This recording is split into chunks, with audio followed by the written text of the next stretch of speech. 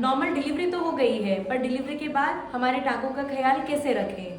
Hello everyone, I am doctor Tasneem Mansoori, practising gynaecologist. आज हम एक छोटे से वीडियो में आपको बताएंगे कि नॉर्मल डिलीवरी के बाद में आप नीचे के हिस्से के टाँकों की सफाई या उसका ध्यान कैसे रखें, ताकि डिलीवरी के बाद आपके टाँके खुले नहीं और उसमें पस या मवाद ना बने। टाँके साफ करने के पहले अपने हाथों को अच्छे से साबुन से धो लें, नीचे के हिस्से को कुनकुने पानी से धो लें।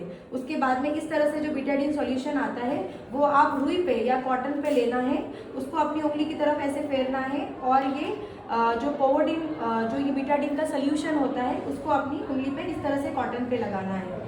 ये जो इस तरह का गॉज या कॉटन रहेगा उसको आपको आपके नीचे के हिस्से पे अंदर डाल के अंदर अच्छे से सफाई करना है। उसके बाद में ये कॉटन को फेंक देना है और नया कॉटन लेना है।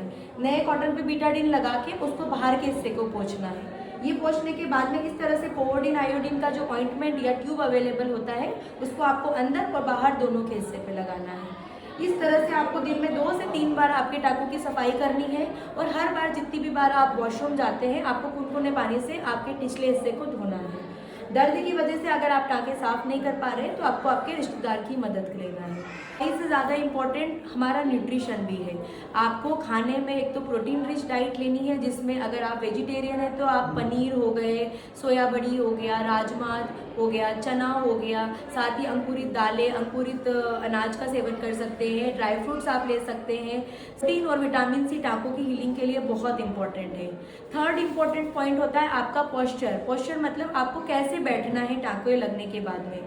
जब नीचे के टाँके लगते हैं तो हम अधिकतर बच्चे को दूध पिलाते हुए आलती पालती बना लेते हैं। तो शुरू के 10 दिन में मैं पर्सनली मरीजों को आलकी पालकी बनाने के लिए अवॉइड करती हूँ। कम से कम आलकी पालकी बनाएं और लंबे पैर करके ही बच्चे को दूध पिलाएं।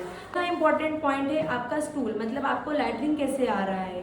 डिलीवरी अगर आप कॉन्स्टिपेटेड है, आपको दस्त साफ नहीं आ रहे हैं तो टाँकों पे जोर पड़ेगा। बहुत बार उस पोस्चर में टाँके खुल भी जाते हैं। तो अगर आपको इस तरह से आपको दस्त में प्रॉब्लम है तो आप फाइबर रिच फूड जैसे कि आप पपाया पपीता का सेवन कर सकती है और आप दही वगैरह ले सकती है। खाने में गाजर मटर इन चीज़ों का सेवन कर सकती है जिनमें फाइबर ज़्यादा है। फिर भी अगर आपको दस्त ठीक नहीं है तो आप आपके जो भी डॉक्टर हैं उनसे संपर्क करें ताकि वो आपको मेडिसिन दें। तो 4 चीज़ें बहुत इंपॉर्टेंट है नॉर्मल डिलीवरी के बाद में आपके निचले हिस्से के टाँकों का ध्यान रखने का। फर्स्ट इंपॉर्टेंट है आपका सफाई, जो मैंने आपको बिल्कुल डेमो करके बताया है। सेकंड आपका न्यूट्रिशन, जिसमें फाइबर और विटामिन सी आपको लेना है। थर्ड आपका पोस्चर, आपको कैसे बैठ के बच्चे को दूध पिलाना है। और फोर्थ आपका लैट्रिन आपको कैसा आ रहा है। Thank you for watching.